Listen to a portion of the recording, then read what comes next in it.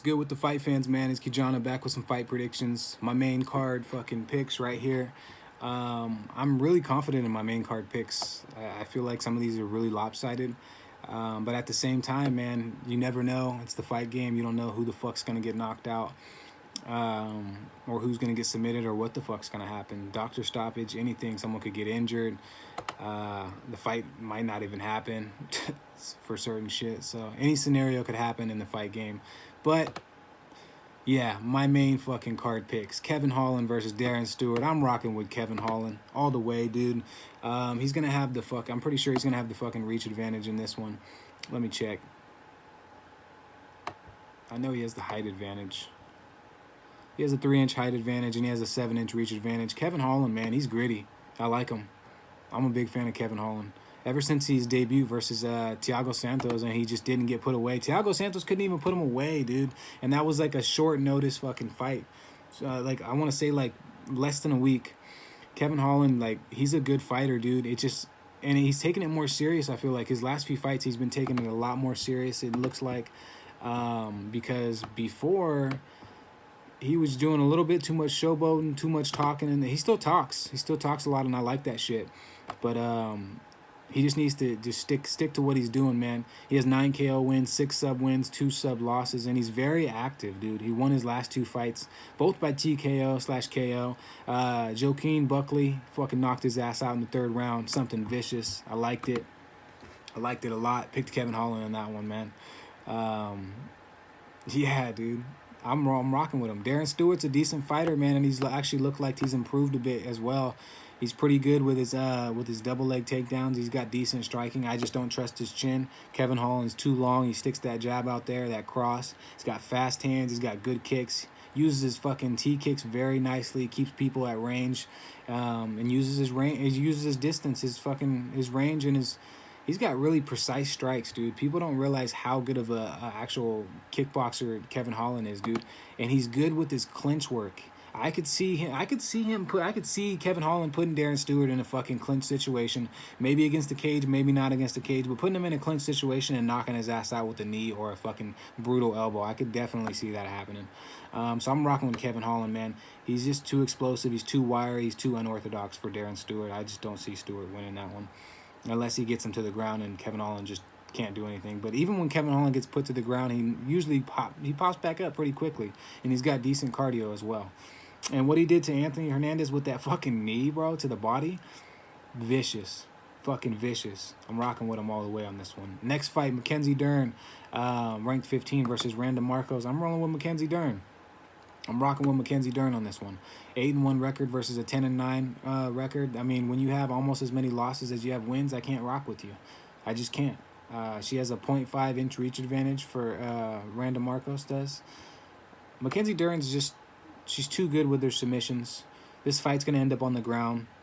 It's not going to stay on the feet. Mackenzie Dern's fucking, her striking's not that good. We've seen that versus Hannah Cifers. And she was having a very difficult time getting Cifers to the ground. So when she comes in contact with somebody who's very strong in clinch situations, it's bad because she doesn't have the best takedowns.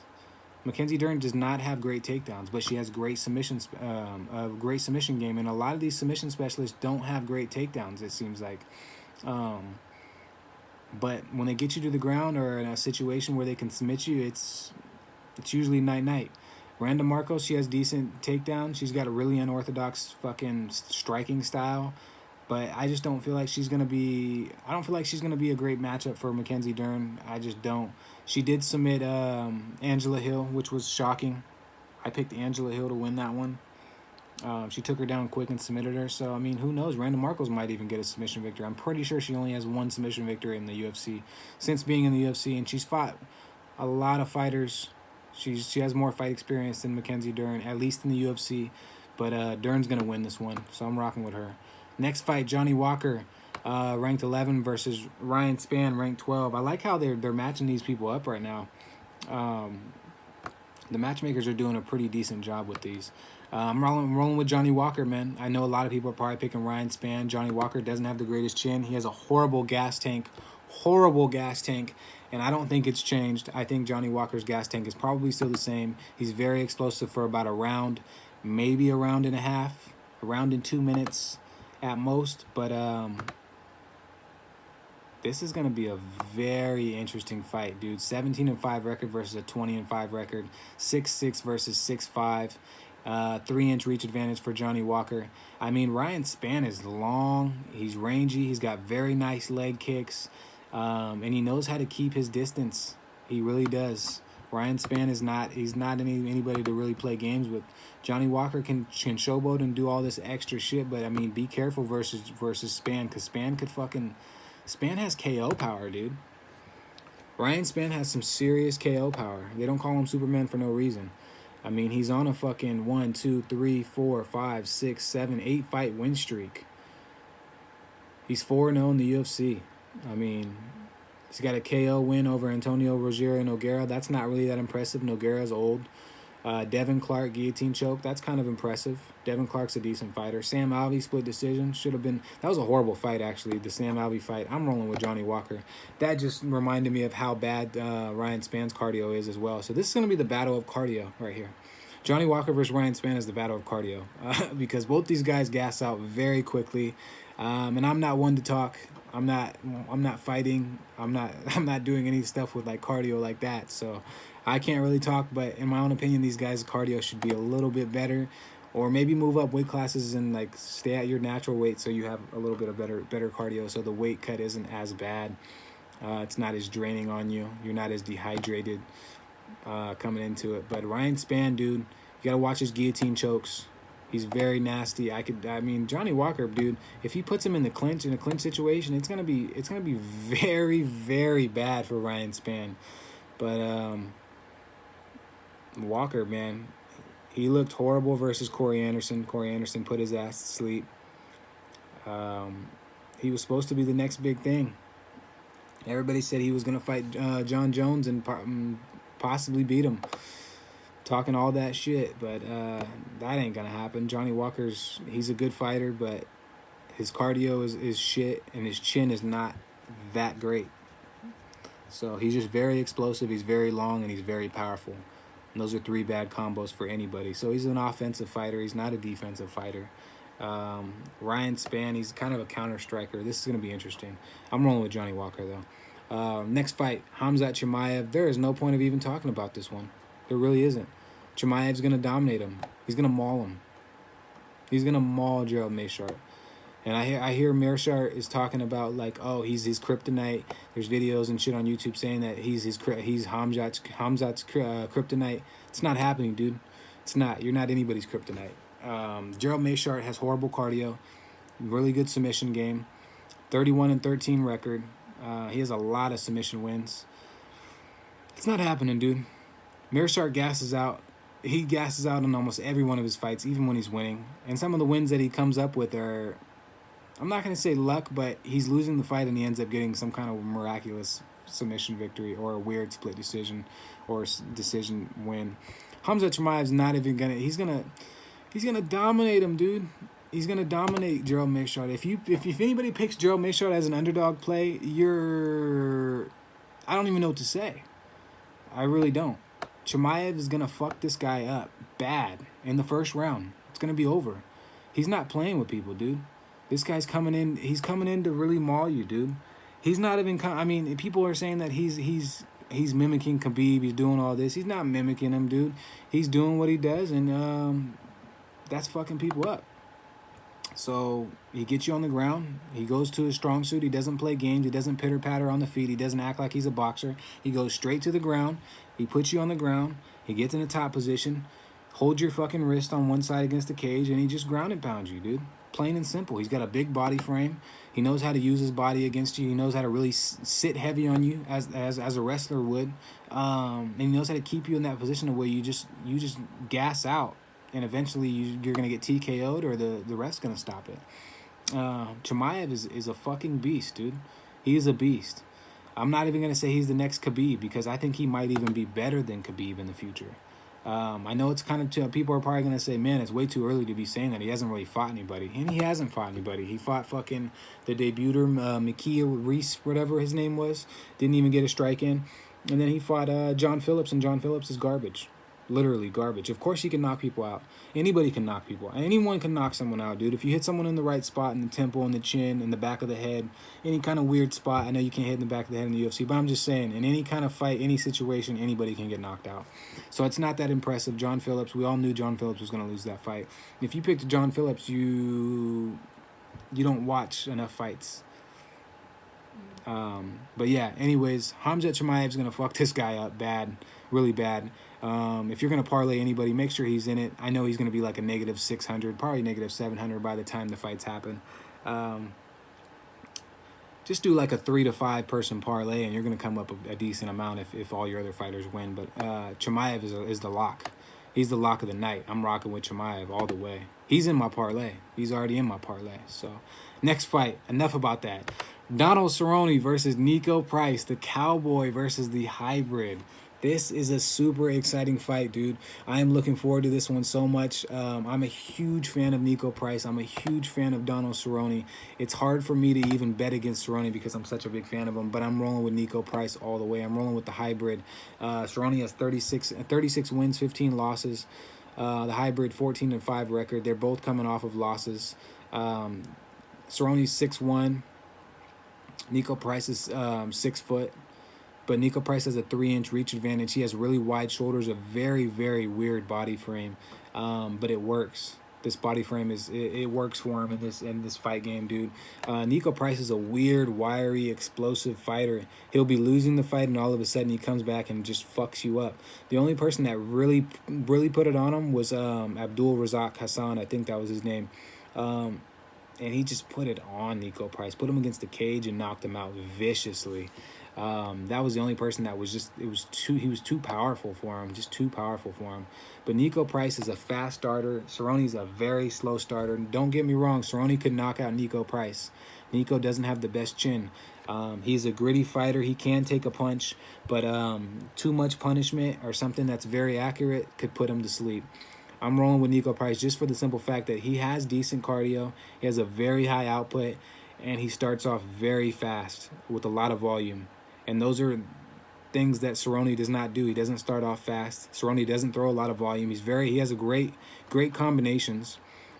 Very powerful kicks, powerful punches, and he's accurate. Cerrone's very stiff, but he's still worked for him. I mean, his style of fighting has worked for him all the way up to this point. So, but Nico Price is anybody that starts really, really fast and is very aggressive and explosive. Sometimes that can work against you, and you can get clipped by something coming in. But and Cerrone's he's a tough motherfucker, dude. But I'm rolling with Nico Price all the way.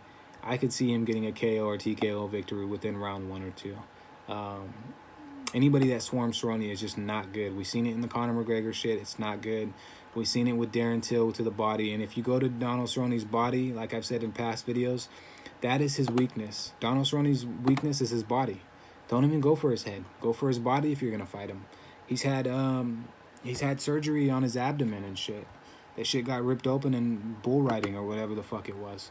I love Cerrone though. Cerrone's he's such a dope fighter, dude. Big fan. It doesn't matter if he wins or loses. I'm always gonna be a fan of Cerrone. But Nico Price, man, he's something else, dude. That shit versus James Vick, dude. James Vick looked huge against him, especially when he got on top, and then Nico hit him with that up kick and just knocked his ass out. He has a lot of weird knockouts, like shit that you would never expect, even with the Randy Brown shit where he's just hammer fisting his fucking face in against the cage. Really weird knockouts. But yeah, Nico all the way. Next fight, Colby Chaos Covington versus Tyron, the chosen one, Woodley, ranked number 2 versus ranked number 5. I mean, what can you really say, dude? I love Tyron Woodley. Actually, I'm not going to say I love Tyron Woodley. I like Tyron Woodley. Tyron Woodley's good. Colby Covington's great. He really is. A lot of people hate Colby Covington, but he's a great fighter. He knows how to get it done. He's not one of these fighters that's going to play into your game. He just doesn't do it. Very good wrestling. I feel like he has better wrestling than Tyron Woodley. He has a ridiculous gas tank. Colby Covington doesn't get tired. He has a ridiculous gas tank, and his gas tank against Tyron Woodley is going to be something else. He has a 2-inch height advantage. Woodley has a 2-inch reach advantage. Woodley is super explosive. We've seen that when he won the title versus Robbie Lawler. He can knock you out at any second. Colby Covington is not very explosive, but he has a lot of fucking volume, dude. A ridiculous amount. Overwhelming. It overwhelms people. Whenever anybody fights Colby Covington, it overwhelms. He overwhelms people. They don't really know what to do. When you got a flurry of fucking 6, 7, 8, 9, 10 punches coming at you, and you're just sitting, you're just a sitting duck. You don't even know what to do. You try to level change. You don't want to level change versus Colby Covington because he's a really good wrestler, and he's probably gonna have more cardio than you. So you're gonna gas yourself out. Then you're gonna come back up to the feet, and Colby Covington's gonna pitter patter you to death. He's gonna keep hitting you with these pillows, and eventually the pillows are gonna start hurting. So I mean, I'm rolling with Colby Covington, man. This is weird because I always pick Tyron Woodley, but Tyron Woodley's lost me money about 4 times. I picked him up a few times and he's lost me money. And it's not about the money like it is. Of course, I want to win, but I'm also a fan of. I'm a real fan of Woodley, but it's just he just hasn't looked the same. He hasn't looked like the same fighter in a while, dude. I'm not even gonna say anything about his rap career or any of the stuff that he does on the side. That's, I mean, to each their own. But if you want to be great at anything, dude, you gotta focus on that one fucking thing that's in front of you. And he's not focused on that one thing in front of him. I feel like he's trained very hard for this fight because he really doesn't like Colby Covington, but his emotions are gonna get the best of him. Colby Covington did have a broken jaw, so maybe that could play a factor. If Woodley clips that shit, it could maybe shatter again or something could happen. Woodley could definitely knock Colby Covington out. He has the power to do that, but it's not going to happen. Colby's too much for him. He's going to beat him in the 3rd or 4th round, possibly the 5th. Probably a decision fight. If it goes to decision, Colby Covington's going to beat him, and he's going to get a shitload of fantasy points. So I'm rocking with Colby Covington. Colby Covington and Hamza Maya are actually 2 of my most confident picks on the whole fight card, honestly. So yeah, if you guys have any input on these fights, let me know. If you think I'm totally wrong, drop that bitch in the comment. Let me know who I'm wrong on, or if I'm wrong about all of them, fuck it, tell me. Make sure you like, subscribe, comment, and we're gonna do a fucking giveaway, dude. I've been meaning to do a giveaway for 3 or 4 weeks now, and I've been talking about it, and I haven't came through for you guys. So this giveaway is gonna happen. So I'm gonna put it in the description, in the bio of this video. So it's gonna go like this. Everyone's gonna pick. You're gonna drop your 5. It's gonna be like all my other giveaway videos or giveaway things. So you're gonna drop your fucking 5 fighters that you think are gonna win. Has to be the main event. One of them has to be the main event. So has to be Woodley or Covington. You gotta drop what round you think they're gonna win in, and you gotta drop how they're gonna win. It's pretty simple. So each 5 fighters drop how they're going to win and what round they're going to win it in. And that's it. And whoever wins, I'll calculate the score up. Because it's going to go by a point system that I have. Calculate the score up, and then I'll let you guys know when I do my recap video of who wins. And then you guys can send me your address to my email. I'll drop my email in the bio as well. And then you guys will be getting some cool little prizes and shit. So I've been wanting to do that for a few weeks now, but I've just been so busy. I haven't gotten a chance to even really think about the fights. I'm gonna drop my winnings at the end of this video, so you guys know that I've been fucking, like I said in my last video, you know that I haven't been slacking. I've been slacking on my videos, I'll give you guys that, but I haven't been slacking on getting this cash. So just know that. I'm always pay attention to these fighters and these new up and coming people. Make sure you guys like, subscribe, comment, yeah, and enjoy the fights, man.